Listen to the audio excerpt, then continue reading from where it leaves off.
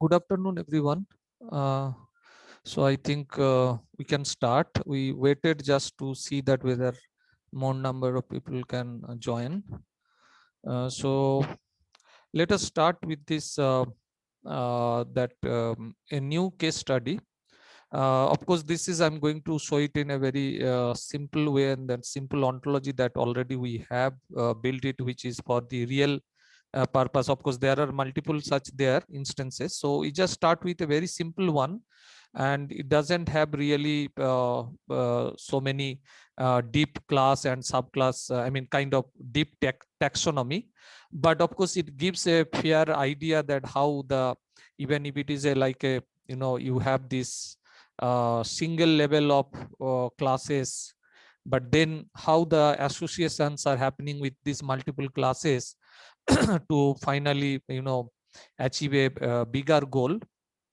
That's what we will be seeing in this session, and then of course we can always take more complex example if it is required, depending upon the time and the interests, right?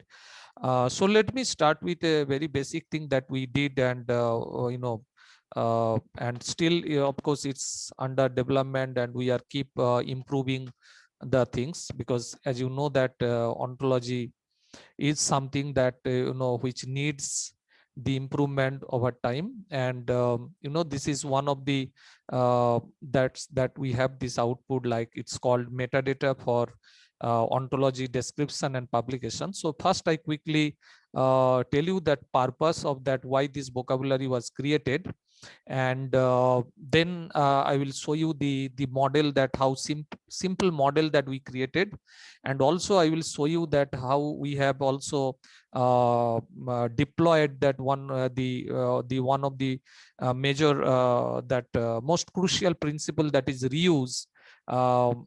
Actually how that has been actually implemented within this model, and how this model actually uh, that we have created to really enforce that, again, that idea of reusability, because in the last few days I think couple of times we spoke about it. So the thing is that this, as the name suggests, so it's basically the metadata for ontology description and publication. So it's basically not exactly the domain ontology like that we have the code ontology, that I will also try to give a small glimpses of it. So this is basically a metadata, but this metadata we have developed it like as an ontology, so that again to take the benefit of this semantic mechanism. And so I'm not getting into details of the the differences and how and what, all those things I'm not right now not getting into that. Straight way I'm coming to the point of that, with the given purpose and the objective that you have, how you can actually model even a very simple case like here that we are presenting. So the main goal of this work was actually to enable people to, I mean, basically the ontology users, okay, the community, to find the knowledge artifact easily, and to also when they retrieve the result, maybe for a single subject, they may come across with multiple such ontologies. And by knowledge artifact, basically I refer to these ontologies, because this is something that artifact is like our mind product, right? It's basically that our human brain that produces these ontologies mostly. So, and they basically a kind of thing that is built by human being, and it's basically deals with the knowledge, right? That's the reason we often refer in many places also, you may say, it's referred as knowledge artifact. So the idea is that, now the thing is that, like say for example, you are building your ontology, we are also building, each of us probably we are building our own small piece of ontology, the artifact. But the thing is that how do we find it? And then we kept one talk on that, invited talk on ontology repository specifically, that where actually from where we can download the existing ontologies, we can find them there, or even we can deposit our ontologies as well there for the others use, right? Now, this, when ontology repository we talk about, it is similar like that we are familiar with the digital repositories, that where we go for, looking for the full text documents, okay, or maybe even the bibliographic information also sometimes, depending upon the kind of repository that it has, I mean we have. So now the thing is that any object, to find it we need some kind of metadata, okay. And so we found that for this ontology, when it comes to ontology, although there were so many repositories where there, even few years ago, even now also there are many new repositories that we saw in the recent time, but the thing is that the search was not efficient enough, and it is due to, because of that, their lack of proper metadata facilities. So that was our actually the turning point. But of course there was already one that again came from from where Professor Denny that I was mentioning, KIT, Karlsruhe Institute of Technology. So they are the again pioneers. So they had already a metadata which was published, I think, first time in 2005, and then up to 2009 they maintained it. Then after that they stopped maintaining it.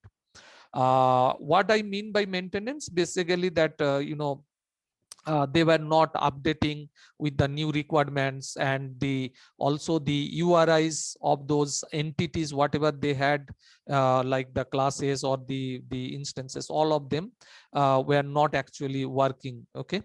So the thing is that we thought of that, okay, maybe we can start up a new, we can think of redoing it. And then basically I started like in 2015. That version 1 actually came in 2001, 2000 sorry, that it was like in 2015, yeah. And then of course we now in version 1.4, the thing is that we realize the need. And so what mainly the purpose was that it's not just finding the ontology, but it's also to, let's say that I want to say that, okay, if I have to use an ontology, existing one, how do I pick up, how do I select that whether that ontology would be really reusable or not? But of course that's a very difficult question, and I think still we know, I don't think that we know enough that how to do that implementation. And that's another research component actually, that where I thought of multiple times to do it, but I know that it's very hard when it comes to the reusability, because there are many aspects actually are involved.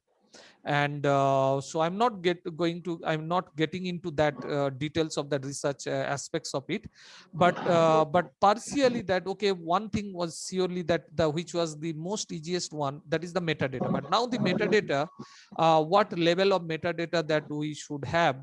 So the question is that, okay, you can have like title, author, publisher, who created, and all, when, and all blah of these things, yes, we can have. But the thing is that that's not sufficient, because again that's like a field based search. You have that data, you get it, fine. But when it comes to that, as I gave you that one hint, that reusability is one of the things. Say for example, I may consider that if that ontology has been used in some other projects, some prestigious projects that were that means I want to know that whether some ontology that I'm going to use, whether they have been used in some other projects or not, whether what is their you use as statistics, if any at all.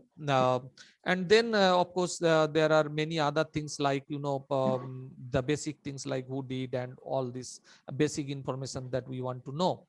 So that was our that's where the thinking process started. And we know that there are already different lot of ontologies were already there. What we did basically, as I said, that this is a very simple one. Then I will go to with the Kodo one also. I will show you on this Protege model. That was the mainly the idea, the motivation. You can say that the use case that to identify an ontology that which is one use like that, if I want to use that, what are the different parameters that I should consider to finally select. One of the parameters I said that is the project, but then there can be many other parameters, like whether that's actually suits to my requirements, my system environment, like, okay, say for example, what tool it has been, I mean, that ontology used to build it so that it fits to my environment. Or maybe even you can think of it, okay, in which format they have followed, in which language that's available, or what are the different serializations formats. So like that you can have such hundreds of questions that are very close to and very relevant when we talk about an ontology, right? So that was that our point of thinking, that how to do it, and that actually motivated us to come out with a couple of questions that and of course from that only that we actually derived some set of concepts, and then of course that kind of different properties, and I mean data object and data properties. Now so here the thing that, so I will my screen is visible, this, huh? Oh, it's, oh, I'm sorry. So I was talking about, I thought that it's my mistake. Sorry. I didn't share the screen, but I thought that I have already shared. Oh, shit. Okay. So anyway, I repeat once again that what I said at this point. So this is my, that a very simple ontology, that MOD ontology, which is also available on the web. Okay. This is the page. I think this you have seen, right? This web page, but not on the Protege interface. Okay, so I explained the motivation. So I wanted to use, so in any case that we want to eat, and this, by the way, this particular, actually this MOD model only is actually this agro portal, that which Clement Jonkui gave that presentation, based on which actually in that backend this MOD vocabulary is working there. Okay, so that's their metadata model uses this MOD, plus of course they have their own application goals, so they have further extended with the certain things which doesn't come under the general this kind of ontology. So they had to extend it, but yes, this model also is there in their repository. So the thing is that, so what we did basically, that we have that, as you can see, that a kind of flat list of the classes that we have, like say for example the project, and we found that there are multiple projects actually who those projects used this this different ontologies. And so these are the some of the projects, they have this they use the different type of ontologies, and we created a very small instance knowledge base, just to simulate that what we claimed, and what we perceive that it should be. So just to do that, we have created a small set of instances, like here as you can see, like we have a couple of instances of the ontologies, and then we have some projects listed here, and then of course we have some multiple number, as you can see that we have multiple number of organizations, then we have multiple number of people there, and yeah, then yeah, this okay, that's not okay. So then uh, just a second, what are you saying?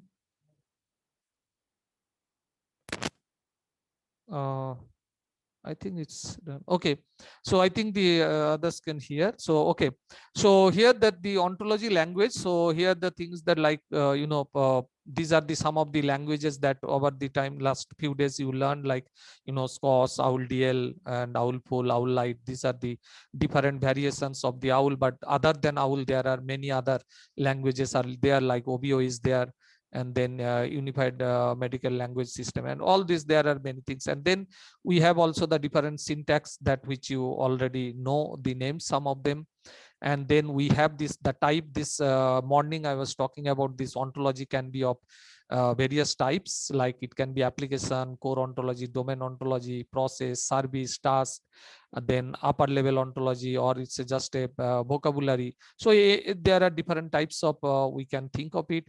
And then of course that you want to say also that the ontology that I am seeing, whether that has come like, through which activity we got it, right? It is basically by modifying it, or transforming it, or modifying, like that. Okay, so now these are the various, this even those like the updation. This is one of the important thing, like that, when we use any ontology, the, as I said also, that ontology is kind of incremental. Okay, in a sense that when initially we build, of course we build it with a certain level, but then as time goes on, we keep adding, we generally keep more concepts and more properties and all we add. So the thing is that when we want to use, we want to also see that whether some ontology that I'm going to use, whether that's really well maintained, or how frequently they are maintaining, or they don't really care about it, just they produced one as a one time shot, and then just they produced, but that's it. So those are the different level of questions that we had on our mind, on top of our head, and that's what it forced us to think of it, and that's basically a kind of output, you can say, of that kind of thinking. Okay, and so some of the questions, maybe, okay, we can go through like these classes we have gone. So there are properties like we have, just to link them, like conforms to knowledge representation paradigm, like which ontology, based on which knowledge representation paradigm. So where we have, like, say for example, whether it's based on description logic, first order logic, frames, propositional logic, and it can be many other instances. We had just added only few representational paradigm, but there can be many other. So because when you want to use an ontology, you have on your mind also that I may not need that kind of that description logic based, like in that last 2 days discussion, we repeatedly spoke about it, that do you really need formal description logic based ontology always. And so we had a lot of different discussions, right? But then when I want to reuse for my application, that something that is there out there already, and I don't want to invest my own time again for building the ontology, and that doesn't make sense also, because it's already there. That makes sense, right? But the thing is that I would like to know also that what's the specification. I want to know that the specification of that ontology, whether that really is going to suit to or fit to my requirements or my environment. So you will have a lot of these kind of questions on your mind, and you need to get answer for all of them, and then only you are going to finally select one that you may use for your own application, right? So for that, so we had like this, now this different, this kind of properties. Okay, like even that access right, the licensing, right? So that's another crucial point, that when I am going to use an ontology, I want to know that, okay, what's the licensing it has. So you see that these are the questions actually motivates you to, or that it basically enforce you to consider that what classes and properties you are going to consider within your ontology. Since this ontology we have created it, it says, of course, in one side we are saying that it's basically a kind of metadata that provides a metadata to help people to annotate their ontology. But on the other side, we are also saying that it's not just to annotate your ontologies, but it also to help you to create a knowledge base for your ontology. Like the example that here we are giving, we have so many ontologies in our knowledge base. Okay, and these are basically the various ontologies that we have, and for the about them we have some information. Like, say for example, if I let me go to maybe a gene ontology, let me see. Yeah, you see that this much of knowledge I have about that gene ontology. Okay, and of course, again, the data creation is one of the major challenge, because whatever we have demoed, that's basically a kind of, when you have a data already there, that's a very straightforward. But when you have to get the data, that kind of at that granular level of data, it's not so always easy that it will be available in a very structured way. So that's a different level of challenge, so I'm not getting into that. But you see that this is not just an ontology, but it's basically a knowledge graph about the ontology. But of course, we have a very limited number of instances, but this can be achieved. This can be overcome anytime by adding more number of instances into that. But what is important here, as a sample study, that we have huge amount of knowledge about these different ontologies, okay, so that when we search as a user of ontology user, and I want to know that, okay, give me an ontology that I need for this purpose, and it gives you, and then you want to know certain things, okay, who used it, or when it was used, what is their prior frequency, what is their hardware requirements. In a sense, not hardware, it's basically more like, you can say that software environment, you can say, rather, because here we are talking about the knowledge representation paradigm, the kind of software tool used to create that, or the kind of the format it's available. So all these details we want to know, right? So this actually, you see that this, with this so many of questions, ultimately it led you to build this kind of the ontology, which itself has become a kind of knowledge base, which can help you now out to do lot of queries, the whether the basics fundamental query, basic queries you want to do, or you want to do something that reasoner based queries, everything that you want to do, we can achieve.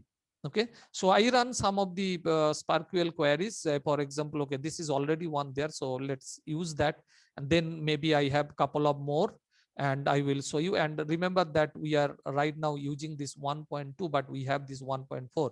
So let's say that this query says that, maybe from here I read it. Yeah, we can probably this, since these are annotated, let me start from here. So list the existing ontologies along with their subject wherever available. So you see that this SparkQL says that give me all those distinct ontologies, and where the subject is actually the optional. So I don't care about whether subject is there or not, but give me all the list. But if subject is there, that's good. That would be useful, right? And I make a query, and I see that, okay, for some of the ontologies in my knowledge base, they don't have this subject, but for many of them we have the subject as well.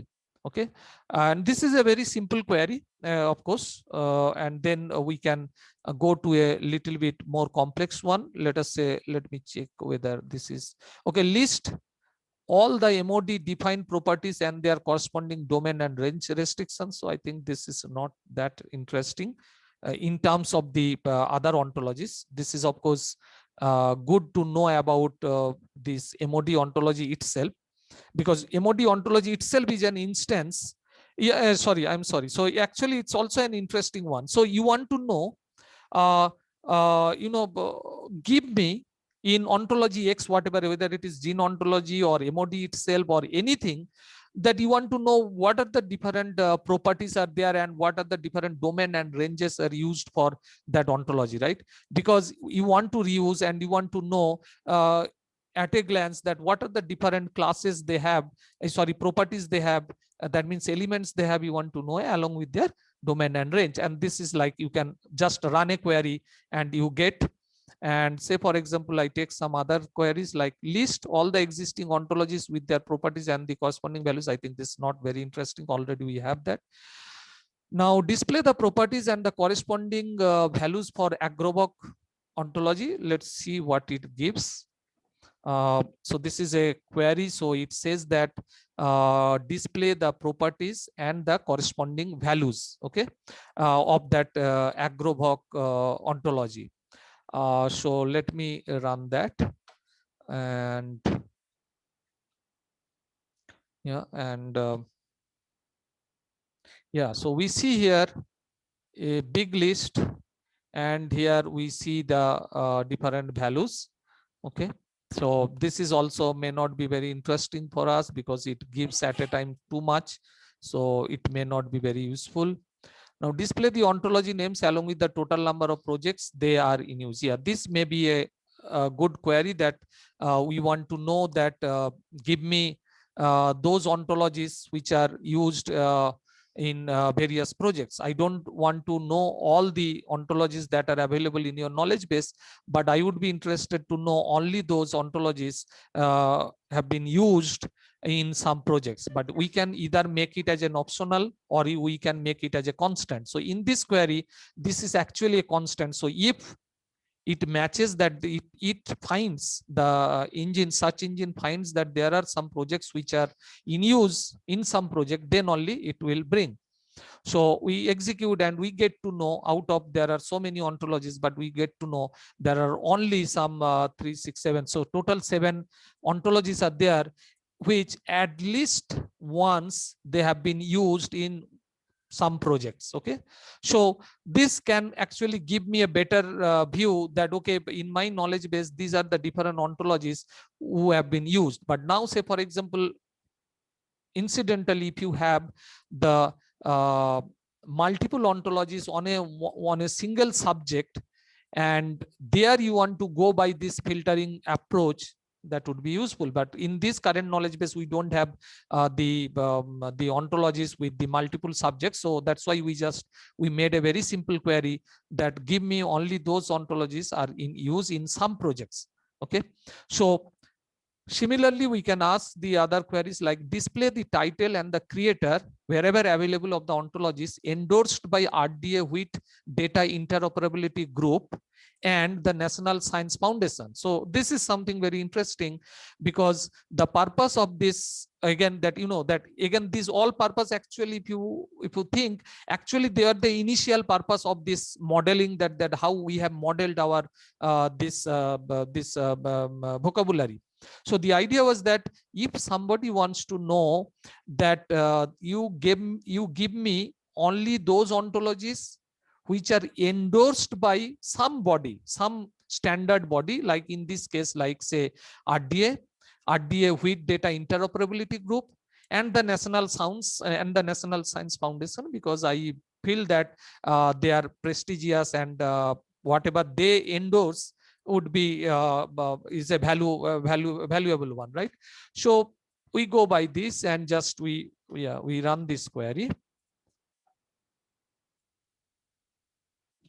So here what we are doing, basically, that Michael was also showing that union, right? So this basically that we want to know the information from two different graphs. And so what we want to know, that we want that RDA with Data Interoperability Group and the National Science Foundation endorsed ontologies only you bring, and make a list and also give me the title of those ontologies. And the authors and creators are optional, because I mean, sorry, not, I mean, they're the same. So here basically that creators are optional. So if the creators are available for ontologies in your knowledge base, good, very good. So that's why we have made it as optional, but you can make it either strict or you can still keep it as optional. And then, okay, so there is some, it says some issues possible, because this is like a 1.2 and we are no more maintaining that. However, why it's okay, let me see that what's the problem here.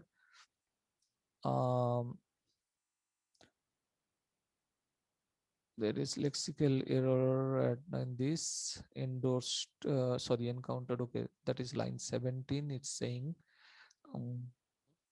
okay, so this external at 17, 18, this, okay, I see. So there is one extra s has come, that's why it was not running. Okay, that's it. So here the thing is that you see, for these are the ontologies that are coming from two different I mean bodies that are coming, those are endorsed by the these two different bodies.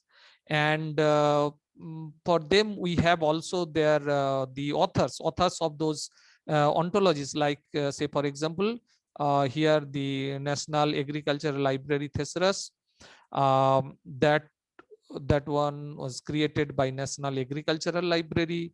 and the National Agricultural Library Thesaurus. Okay, that is again because it has multiple authors. So United States Department of Agriculture, and then again it has another one, that Inter-American Institute for Cooperation in Agriculture. Then we have Agrovoc, that we know, all of us, we know, I think, that Food and Agricultural Organization is the creator of that. Then IBP Crop Research Ontology, which was created by Roshimi Shrestha. Okay, so this is something that again it helps you to find out that okay, those ontologies which are endorsed by some standard body.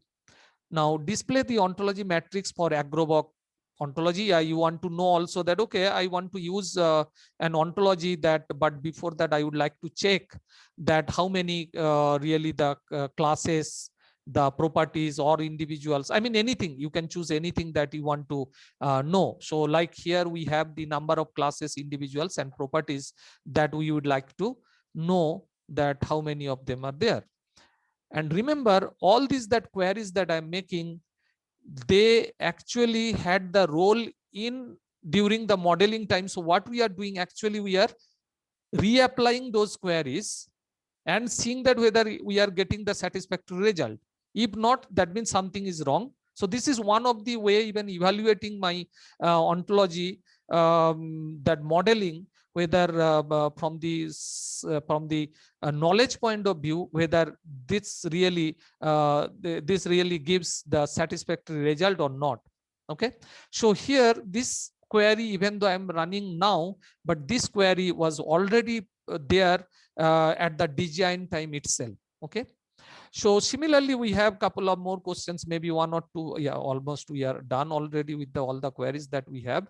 Say for example, display the ontology matrix for all the existing ontologies in the knowledge base. So this is just nothing but the previous query only. So it's just extending, instead of a only a particular specific ontology, it's now saying that anything is available, bring it for it. And you see that we have all these ontologies like 1, 2, 3, 4, 5, 6, 7, 8, 9 ontologies. And for them, of course, that we don't have any data about it, this disease ontology, the classes, the properties, individuals, all these values are empty because that's not available there. And but for the rest of them we get it. And remember that still why it is bringing, because we have made it optional. Okay, so all are optional, whatever values are empty, it's fine, but bring the ontology title, and then you bring it's all these like axioms, properties, class and individuals. Okay, now we can run another query, like here we saying that display the ontology matrix for Agrovoc and gene ontology. So this is just like earlier we did already one. So it's nothing but a kind of repetitive one. Sorry. So we can just ask a query and we say that, okay, for both of them, we get the total number of classes, individuals and properties. Similarly, we can ask like display the ontology language used for designing the ontologies whose name starts with me. So this is the kind of the filtering that you already applied previously. So we put it on this interface and then I explain that query again. So here we are saying that okay, bring the ontologies and that has some language whatever y, and that it should have this like me, okay, as the label. So that ontology should start with like capital, sorry, not capital, because here we have given a flag I, that means case insensitive. So here we are saying that any ontology starting with me, whether m is in capital or small doesn't matter, bring me all those things. Okay, and here we see only there is only one ontology, that is called metadata for ontology description and publication, and that we can even verify by going to this and look at this list of ontologies, and we see that there is no ontology actually starting other than this ontology with me. Okay, so that way we can also filter out, we can reduce your filter out our search result, And then this is says that display the ontologies that are in use in various projects, also return the contact address for those projects. So this is similar like the earlier query, but it only says that also return the address because I want to contact to that developer. So we get the ontology name, its project, and their email address, so that I can contact to those people for any help or whatever it is, right? So this, you see that this actually shows a kind of the situations that where it says that how when we are building an ontology, how your questions actually acts in the backend. Okay. So purpose is very important. Okay. Now if you have any question, you can ask me. Otherwise, meanwhile, in my this system, I don't have the other ontology that I want to quickly again show that, but I just download. uh, Let me download the turtle format. And okay, let me change the name. Save. Okay. And I try to open that. Okay, no. And I go to my desktop. Shemtech. Okay, sorry. Yeah. Okay. And I just open it. Oh, there are some errors. It seems there are some errors. Let me try with, I don't have time to debug it. Let me try with something, the other format, whether that works. Okay. So let me see. Though I'm not sure whether it will work.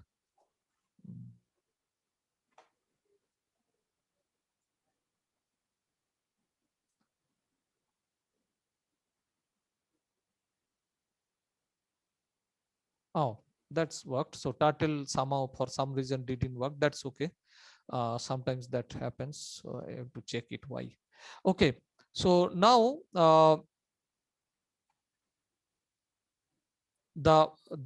this is a code ontology, and relatively this is actually deeper in nature. I mean, in a sense, it's unlike the previous one that just I presented. This is relatively complex in a sense that see, as I told you that this we wanted to capture this pandemic data that various various agencies like hospital or government organizations, they were publishing the data. And also they were publishing, the government were publishing the different kind of information related to that, how they should be categorize the patients, and how if someone catches COVID, then how and where they will be treated, whether they can go for home isolation, quarantine, or they should be quarantined to some dedicated facility, or they have to be sent to a particular hospital which is probably developed it as a kind of COVID center, right? So there are different situations, and all those terms, I think during the pandemic, I think we already learned about them. So I'm not getting into that, but what actually motivated us actually that when I started actually alone, and during this lockdown period only I started, sometime in, I think 23rd, I think our institute said that, okay, now you work from home. And so lockdown started for us, and I think it took quite a time for me to think that what to be done, how to be done. So then sometime, I think in the April, sometime beginning of the April, I started thinking that, okay, well, that's I see that a lot of problem, because a lot of people were publishing their data and all those things. A lot of sites were coming, people were linking their data to the sites, creating a lot of data portal, and all those things where activities were happening. So that actually, kind of, I was thinking, okay, fine, that's good, but what about this kind of semantics? What about this kind of, if I want to do something in a smarter way, if I want to really build up the chain, how do I do it? Manually, it's quite impossible because there are thousands of such cases are around. So how do we do it? And that's where actually that this ideas that actually, you see, that basically gave me the kind of idea, the vision about this work. Okay. And then I started working on it and started developing the initial model. And then Michael also happened to be like, we were talking for some other thing earlier, but then I spoke to him, well, Michael, I'm thinking like that, if you want to join, you can join me. So and he readily accepted that, and he said, well, this is a great work and I think I should be part of it. I said that no problem, I have no issue. So that's the way, even with me, that that collaboration started. But even leaving apart that, this that how Michael got involved in this, but leaving apart that is basically the motivation that why this works. So the purpose was here well defined. The case for us was that, can we make this data in such a way that, can we represent this data in a way that if you ask me those kind of questions, I should be able to answer it. But of course, remember that we didn't think of it, even it's still not there in our system, when it comes to the kind of can kind of treatment will be I mean kind of diseases or the drugs they are giving and all those. We don't have this because we didn't want to capture that, because I know that there are already the other ontologies like called Shido is there, and there are many other small pockets people started, but nobody did at that time this thing. So I thought that better I do this one, they are doing this, and they can complement to each other. Okay, so that was the thing, and that actually helped me also to define the scope of this. So I wanted to be very focused with a very single highly focused scope, and we tried to work on that. And that's where you see here. Now I quickly explain this. And yeah, so here, like, so we have like agent is a more generic group, but then we have like group and person. Under that group we have like cluster, then organization. Under organization we have like, say, COVID-19 dedicated facilities like COVID care center, dedicated COVID health center, dedicated COVID hospital. But again, remember that these are basically the types that, as per the government of India, defined such facilities. It may not match with the other internationally defined such facilities, but I think that this, when government of India came out with this categorization, this classification, I think they already consulted with this, whatever it is, because we were initially targeting this, the our data.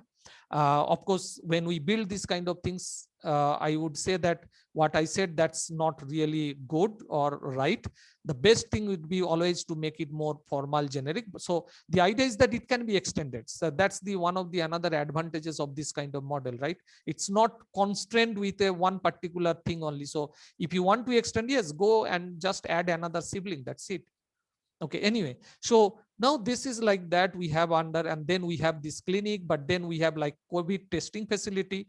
If you have something else, we add it, but right now we wanted to focus only on COVID, so we kept it at this level. And of course, this also shows that this is coming from the schema.org, because we wanted to also reuse our mod. I mean, to build this model, we wanted to connect others. So we wanted to reuse, if something is already there, whatever is not available or what is not within the context, we tried that only here. Okay. And so here is the thing. And then, yeah, clusters. So we had like, contact cluster, disease cluster, geographic cluster, time cluster. So these are the different clusters that we found within the, I mean, in the COVID patients. Okay. And then we had this like person, like healthcare professionals, patient, And patient, again, patient is a very generic one. So you can have this patient who is diagnosed with COVID, and that's where the formalization came into that picture. And then we have, like, police person, security guard, then untested for COVID. So we wanted to do a lot of reasoning activities also. So we wanted to define many things in a way so that when I run the reasoner, it gives me a lot of ideas. Say, for example, like, let me see whether it does anything now. Yes, so okay, we don't see here yet. Yeah, so nothing is here. So maybe patient, COVID-19 patient. Okay, so there is something. Okay, let me look at it. So anyway, so here we tried also to be, like, urgently needs COVID test.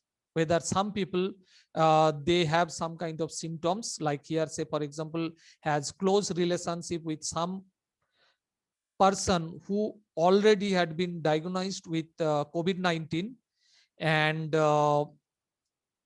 that test has, this value is false, so they need urgent COVID test. So that means COVID test, whether done or not, so you say that no, so that means they need immediately the COVID test. And so, yeah, this is the class. So if any such instance we have, so they will be listed under this class. Then we have, of course, the gender, and then and like that it has actually gone. Yeah, you can see here also the COVID-19. Then we have, like, the, whether it is like a severe, or it is a mild patient, or whether it is a moderate one, right? And this again came from the Government of India circulated document, that how this ICMR, they classified that how the patient. So what we did, you see that it's not simply a database, but we also used some of the, literature that were already, that time the government was publishing on this, and which were very much relevant to this model. So we actually took all of them and tried to fit into our model to automatize this process, because these things, whatever that government has gave, that is like in a PDF, that's basically a kind of manual for the medical practitioners. Okay, that manual, that PDF was basically for the medical practitioners, for the hospitals, or for any other government agencies or such agencies to deal with the patients, right? But we thought that the idea that what we did here is basically we tried to put it in a way that then entire thing becomes automatic. So now if the government, if the hospital is using our model, and they just feed some data, then that thing will be that it will be automatically, the patients will be classified. They will be automatically categorized under which category of patients that any person belongs to. So that will be automatically done. Similarly, we have this diagnosis type, like, these are the some of the types. Of course, I'm not getting into that. Then we have the disease classification. But again, remember that we didn't want to go with the disease, because for disease ontology already is there. Why should I, again, why we do the same thing and reinvent the wheel? And we are not even the medical experts. So even if I say that I want to build a disease ontology without the uses of any other existing literature or material, or the expertise, then that would be like a real, I mean, that's not going to be something that we produce won't be worthy, right? So that actually, again, the idea is that, so we didn't want to really populate this disease, because it's already there. I don't have to do it. What I did, just I needed to find out my route for this particular, to create the context. So similarly, like we have now, this is a very interesting one, and nobody, I think, had this one, though everybody talk about it, but we had a very good classification in terms of the how the COVID patients, that all that during the pandemic we saw that they generally get contracted with this COVID. So the thing is that we found different ways and different means of this contracting this virus, and this is a nice classification which is quite deep enough in its own form. And so these are the different ways that what we observed from the various data. And I mean, by going through many things, and that's what we found. And I think we are the one we can claim that nobody has this couple of things. These are the totally unique. And yeah, and yeah, then we have, of course, the place. It's like, it's like, you need the places, right? Because we wanted to capture the travel history, right? So that I will show you quickly on the object. And then we had this statistics, but this we didn't really populate it, didn't use it, but yes, if anyone wants, they can use it. And then we have the status, like whether someone is cured or diseased or hospital, like that, if we want for a reason. Then we have the test result also, like laboratory test finding, then vital signs, all these things. Like if we click on this, we get to know that his heart rate, respiratory rate. Based upon that, actually the patient will be automatically categorized whether he is a COVID patient, at what level of patient, whether he is a moderated one or whether he is a mild one or severe or mild, whatever it is. Okay, so these are the some few classes. And then we have this kind of properties, like one I take here. Let us say, for example, we don't take that. This also not required. Let me okay, so maybe this is, so this has a relationship. So this is like Michael was also showing in his presentation, show this relationship tree. So you see that we have such a big relationship, because we found that there are patients like a daughter, father, or spouses, or cousin, brother, like that. There are different kind of that, where that actually disease actually got spread in that way through their close relationship. So we have a very strong relationship tree here. And then we have also the, okay, this is fine, this is, yeah, travel history. This is what I want to show, that say, for example, the patient traveled from where and traveled to where. So all these things, if you want to track, and that was our one of the objective, because that's what the data was coming, like this person traveled from this and all blah. So those are the things that actually that which we initially created as a questions, competency questions we asked. And some of them I think I already gave you during the knowledge graph presentation time. So there are many actually competency questions are there, very few are there on my slide. So we created, and those are basically the one that which helped us to model this work in this way. And you can see that there are multiple this matrix. So we have like cases matrix, we have the resource matrix, and then we have this, like this SpO2, then we have respiratory rate, then like the temperature, which are some of the parameters that to decide that whether someone is a COVID patient, and if they are the patient, then what level, that what type of patients they are, right? So yeah, like that we have this this is the one that it helped us to build. I think couple of the questions are here, yeah, right here. So as you can see, we have these questions like how many people recovered from COVID-19 in place P until date T? How many people died in country C? Give me the travel history of patient P. Give me the COVID-19 patients and their relationships, if any. Give me the COVID-19 patients who are in family relationships. Give me the primary reasons for the maximum number of COVID-19 patients. And give me the most prevalent symptoms of severe COVID-19. So like that, of course, these are, this is actually not updated.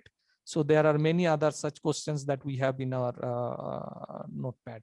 Yeah, so yeah, that's I think things. And of course, we added some kind of some individuals just to test our model, but they are not the actual real data, because the real data that one that we have, it would be really huge. And my Windows system cannot take it up. Actually, it has like 75,500 and some 59 or some patients data, and which is very large, and my Windows system actually fails to load it. So that's why I'm not showing the knowledge graph, but this is also a knowledge graph, because I have some instance data And these data are basically fabricated one that is we created by our own to simulate the thing, but we have also the knowledge graph, but that is not yet published on the internet due to several reasons. Okay, yeah, that's all. So I think these two cases, I think, gave you some idea that how generally, when we talk about ontology, that how it comes. But again, if you go more deeper at the domain ontology aspects, then it becomes even much more complex. Okay, but interesting also, that I can say that. Okay, so I think I am done unless there are any questions. So there is in chat box something someone said. Okay, enjoyed all sessions, Dr. Datta. Really good speakers from other countries. Only one session. If the team can share some curated reading list to improve further understanding of the subject, that would be great. In addition to these PPTs. Okay, and I have to attend some meeting at 3 p.m. for an hour. We'll try to join back at 4 in case workshop continues. Thanks once again. Okay, so now it's the time for question answer or some doubt if you have anything. Otherwise, then we will go for our next next session. My question is, Yeah. so, um, now we have this Kodo ontology. Somebody else has some other ontology. So when already a lot of ontologies are available, and and also assuming that some of them are available to the public for use, isn't it better idea to uh, network these ontologies than trying to build a super big ontology which can accommodate everything? Yeah, that's the idea. Actually, that say for example, I showed you that with the schema concept, not only schema, there are because we have used the even disease ontology also, because and then SNOMED city, all these things we have. So what basically we are by doing that, what basically we do, we are basically linking with the other existing schemas, right? And what exactly you are saying, that is what the idea. And then the thing is that that still I think there are lot of ontologies are required. Of course there are few thousands are already there, and not that all of them are good, but at least something is there. That is a good point. But the thing is that there are still lot to do. And as I think I think I forgot one point, that that when I said that I didn't know that Google is doing manually, but that's a wrong thing, because I didn't realize actually. I mean, somehow it skipped from my mind that basically the schema.org, I think earlier I told you that for that, this Google, Microsoft, Yahoo, all these three big giants, search engine giants, plus there is one another search engine giant from Russia. They all together joined hand together, and they are the one that who are actually sponsoring that project, that schema.org. And all these people are actually using that schema, though many people don't like actually that schema, because I also don't like some of their ideas, because but again, when you talk about the web scale, there are a lot of controversies, debate is of course is quite possible, and that's a normal thing. But what you are saying, madam, actually that's the thing I think we all are actually trying, and we have to do when we are building our own ontology, which I said repeatedly, that reuse. So if something is already there and you are looking for something to build, and where you see that something is already there and that's fitting perfectly your, then why do you create your own? You just use that. If it is not fitting, you think that it needs to be altered, you alter it. That means in that way, I am becoming the part of the entire initiative, as well as it's not just I'm consuming, I'm also contributing back to the community, to the society, so that others again can take and they can again reuse yours, and and then they may also further extend it. So in this way, you see that the other day I was talking about the link data. that's nothing but you are basically linking. You are linking one the other node. So like here that now I have the link with this not only my own the namespace, but I have also the link with the other systems, like say for example Snowmed City. Say for example, if I go to the disease, let me see what URI it shows here. Okay, this is still showing that. No, but we have actually used the disease ontology. Maybe okay. So here this is the ID. Okay, that because that we didn't have the URI for that. So this is actually, if I remember, I think it is coming from the Snowmed City.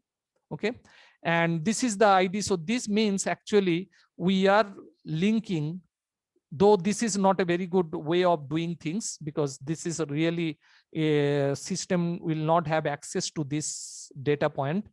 The best would be the one that I did already, provided the URI is available, because that's another condition that you have to, like say for example, you are building an ontology, right? And you don't have any resource URI, and you are giving a resource URI something like which doesn't exist on the web, then it has no use on the when somebody has to reuse it. I mean, they can maximum acknowledge it, but it will not be easy to resolve to that. Say, for example, I give you a quick example that why I'm saying that. That's a very deep, actually. I think it's not required to go that level, but still, say, for example, I say, I take an, let us say, and let me take out something from my this one, uh, which is on my own, maybe, yeah, cluster. Okay.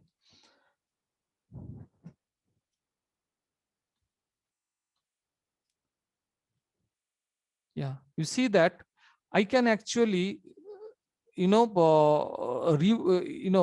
negotiate that. This is called, I mean, of course, okay, that is okay, not required. So resolvable URI. So the idea is that if I search just Kodo and then I am looking for a particular entity that is here like cluster, I am able to go to that particular page and see that there is a cluster is there.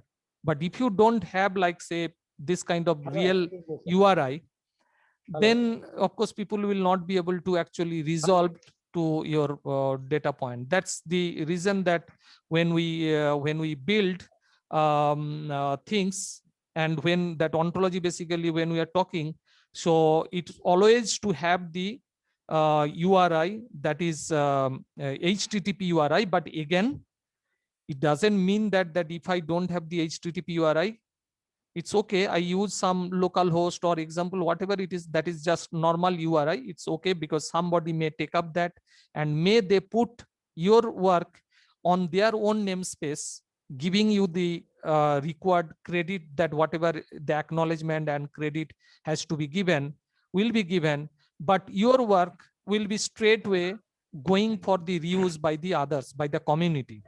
So Excuse me, sir. yeah. Sir, this is Kodo and ontology. This is the page, web page, right? Yeah. So suppose I have developed one ontology, my custom ontology. Yeah. So how can I upload this type of this was how can make this page?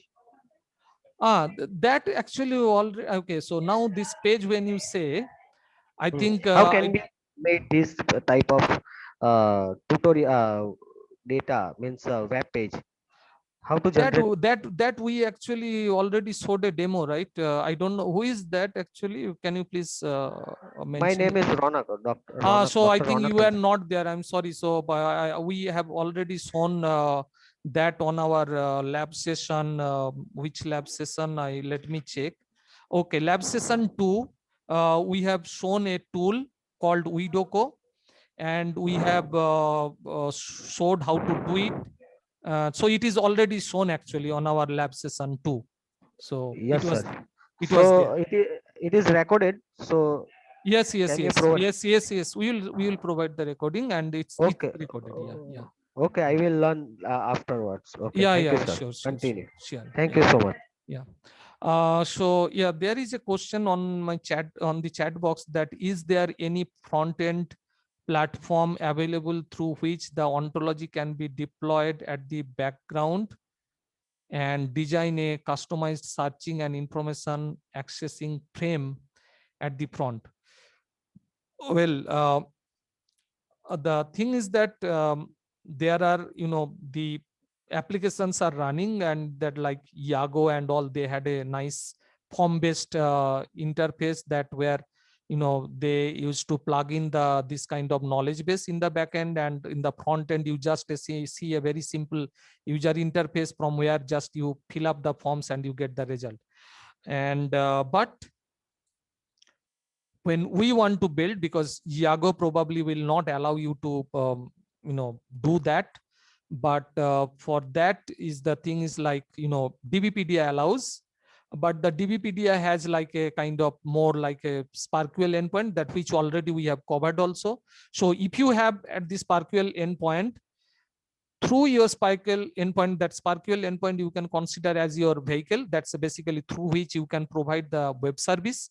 So you can make available your data by simply having your own SparkQL endpoint running on your server, or maybe you use some third party like DBpedia or some other place, so that your data is accessible. But only problem is that the query has to be in SparkQL, and that means the end user needs to know a little bit SparkQL query, and that's really a difficult thing, that as we understand. But of course, if you want your own more user friendly user interface, yes, there are you can look for on the web, that there are a couple of tools, but they are not that great actually in that way. So that's another research, that when you write a SparkQL, and there are recently, basically in the last couple of years, lot of research actually has been taken place, even still going on, that how to convert this your natural language query, like the queries that we saw, competency questions, how that to be transformed by the machine automatically as a SparkQL query, so that the result will come. And honestly speaking, that whatever the tools, that those things, I mean, earlier I was also I was doing some work in that area, but I know that it needs a lot of hard code programming skills, and a lot of investment is required, and I don't have. But recently I saw, even in I think just last week or sometime, I saw a paper that where that in a conference they are going to present, and which talks similar kind of things, that they are trying to build a kind of such system, that where the query can be automatically transferred into SparkQL or more structured query, that is depending upon of this system. Because if it is your triple store, RDF triple store, then SparkQL. Then if it is your property graph, then there is another language called Cypher. So it's depending upon the system that is there in the backend. So based upon that, that query will be automatically transferred, and the result will come again in a like user friendly manner. But that's a kind of research area that where again someone probably can investigate further. Any other questions?